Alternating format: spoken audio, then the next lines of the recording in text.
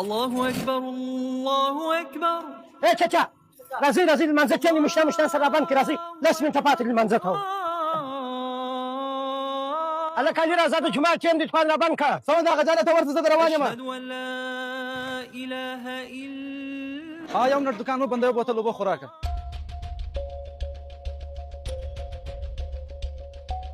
او یو درزن هګۍ هم راکړه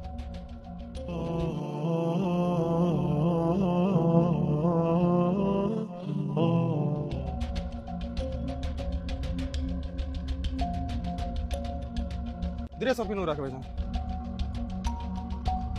یو کولډ ډرینک خو راکړه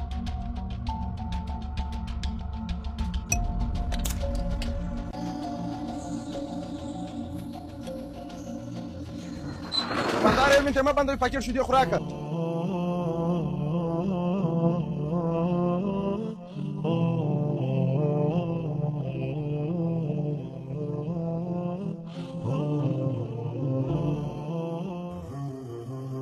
الله تر اوسه ما چېرته نه دي راغلي لمونځ یې کړي دي که نه دي کړي یار علي لمانځه ته نه رالې ولې یار هغه جانه دا څنګه چې به مې شټر ته لاس کړي وروره ګراک رالي هغه مې فارغه کړي د روانېدلمه بل ګراک پسې رالي هغه مې فارغوي وروره بس بره د ګراکانو رش ولګېدې په دې کې لمونځ راسکه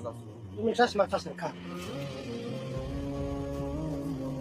کښېنه زما وروره زه به تا ته خبره وکړم دا 5 وخته لمونځ پر هر مسلمان باندې فرض دی پیغمبر علیه السلام له یو صحابي راغلی نابینه و معذوره و نو پوښتنه یې ځینې وکړله چې زه معذوره یم په سترګو باندې وړوند یم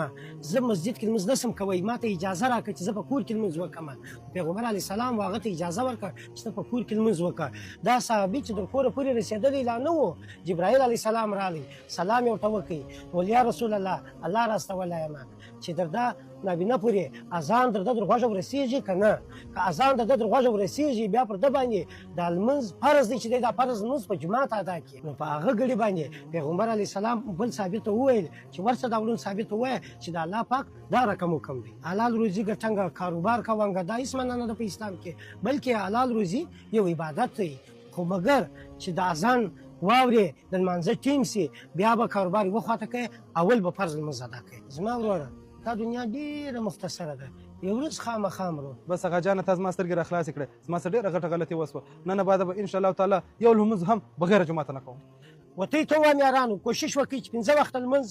بغیر جوماته ونه کوي او دا ویډیو د ثواب په نیت د ټولو ملګرو پورې ورسوئ